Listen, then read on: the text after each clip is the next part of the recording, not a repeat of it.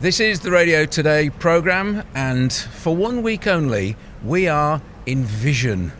And I have as my special guest to review Radio Days Europe 2014, the man who ran the first primary platform, I think, at the event. Paul Robinson, how are you? I'm good, actually. Isn't this fun? We're on the telly. I know. I haven't done this for a long time. I still think radio's better. I couldn't agree with you more. And we have Will Jackson, newly appointed MD of the Radio Independence Group, and here today working, as your T-shirt tells us, for Radio Today. Welcome to the family. Thank you very much. I've been live tweeting, and I think I've got thumb RSI that I will be suing somebody for. Okay, guys, so we've got 10 minutes just to think about the event. I'll start. I think it's been terrific. I think it's been terrific too. Tremendous variety. I think the tone was set really at the beginning when we had those 4 key executives from France, the Netherlands, from Sweden and the UK, I remember them just, who actually set the tone. And the tone was, how do we get radio out there in the future? You know, mobile phones kept on being mentioned.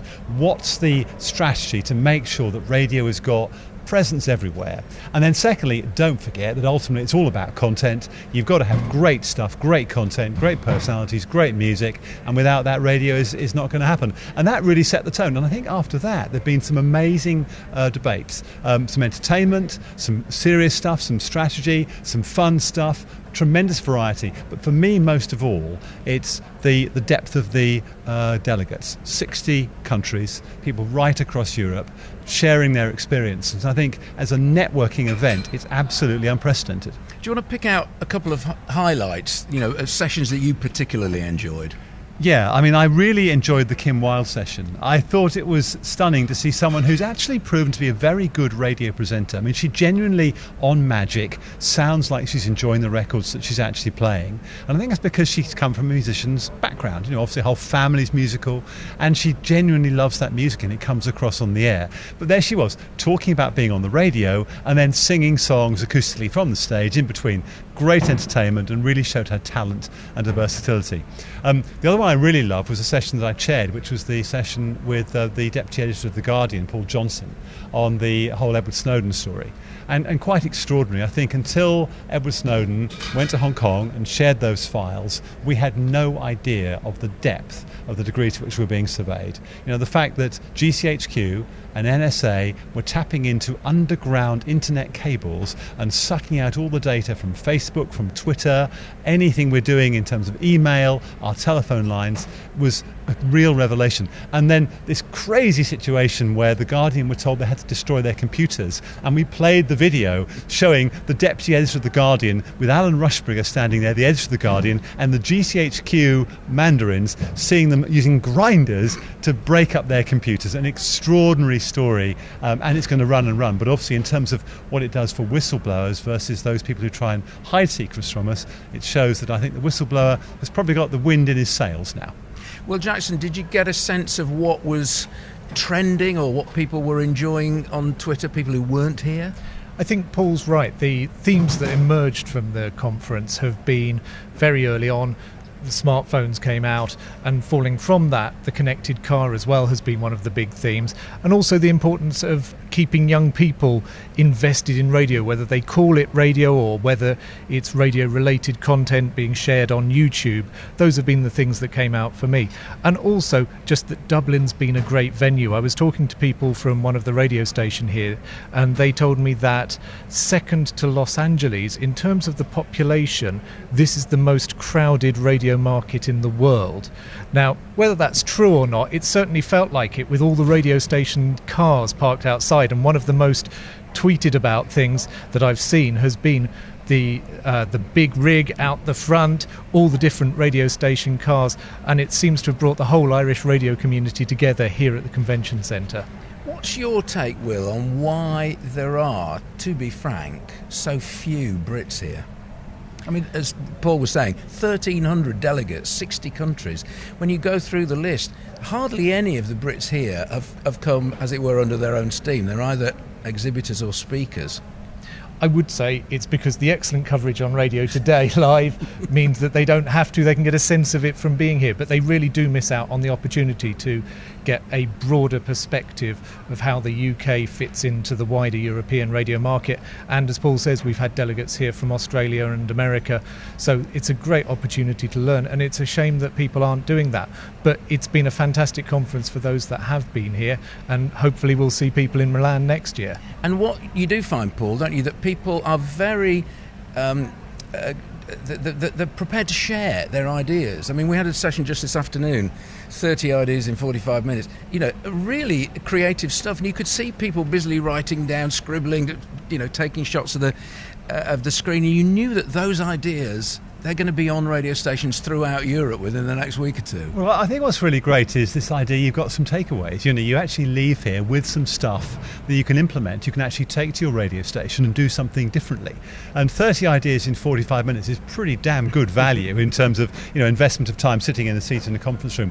I mean, I wasn't quite sure about the wrestling. I'm not sure how that would play and whether that's necessarily one I would take home. But it was Nick Goodman enjoyed it though. No, Nick did, and Nick asked to see it again. And hey. I think he's been ribbed mercilessly about that, and quite right too. But no, it's important. The sharing is important. And I think what's interesting too is people realise that they've got the same challenges and the same problems. And, sometimes a problem shared is a problem solved. And I don't think we've solved everything today, but we certainly aired all the issues. On the point about Dublin, I think Will's totally right. I wondered too whether it's a little bit about the location, in the sense that Dublin is very close to the UK, and it's somewhere people can go to. And I think part of the appeal of this conference has to be the fact it's in exotic places. And Dublin is a great city, but maybe it's not quite as exotic as Berlin or Milan next year. So I would forecast that actually next year there'll be more delegates going to Milan than this year. But I think the other thing is that have to remember there are other conferences that the UK does. Budgets are tight at the moment. People actually have to prioritise. You can't go to everything. So, sometimes, they're not going to go to one thing and go to something else. Let me just talk for a moment, Will, about the connected car, which you mentioned. That was quite a scary presentation, wasn't it? The thought that radio, which we take for granted as being in every car, is not going to be a priority for what they call auto manufacturers.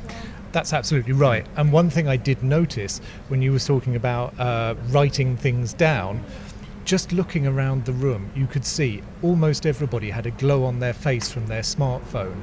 So making sure that is a key part of every car going forward. And there were scary statistics about 20% of listening in the UK being in car. We have got to sort that, but we'll only sort that by everybody working together and pushing the automakers together.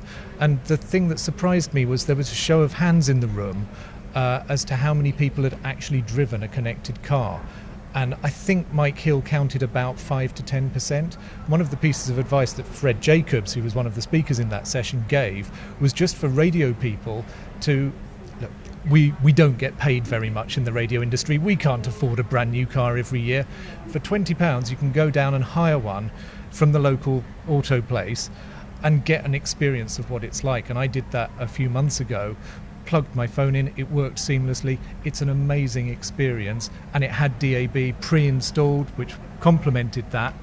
That's what we're up against, and that's what I think radio managers need to get into the cars and understand how it will change things. You make a really good point about technology being easy. The other thing I picked up was iTunes Radio. It's not really radio, but it's been called radio. How quickly iTunes Radio has established itself in the US against Pandora. Pandora is the market leader by a long, long way, but iTunes is very new, and it's already at about a fifth of the Pandora's usage.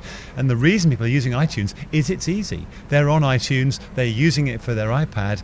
Going to iTunes Radio is a very simple step, and that's what all that testimony was. Yeah, I just thought, well, I'm on iTunes, so I'll use iTunes Radio. It's a risk for radio, and I think the real risk here is that it's a little bit nibbling away. iTunes Radio is nibbling away, in cars nibbling away. We've got to guard against that, because if not, in 5 years' time, we'll go, oh, sugar. Suddenly we've lost 20% of our audience.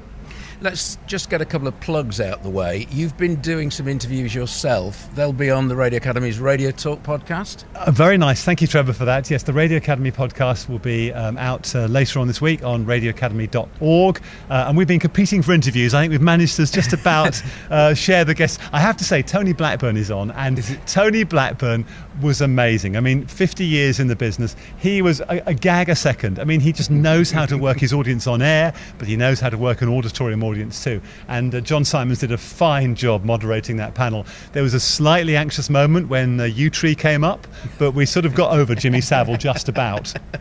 Okay, well, I've been interviewing lots of people here. I think I've done 30-odd interviews. They're Been all... slacking, Trevor.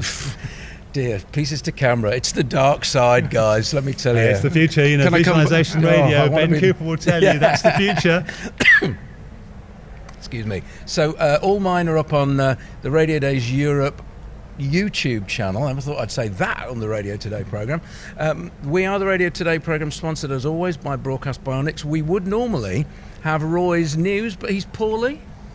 I don't want to go into too much detail. But you can confirm. I can confirm Roy Martin is unwell. The effects of Dublin. But we will be live tweeting again from the Radio Academy London event Wednesday evening and the IRN Awards on Thursday evening. It's a busy radio week, and that's at Radio Today Live. Well, get well soon, Roy. Thank you, Will. Thank you, Paul. We will have some radio moments from David Lloyd after this.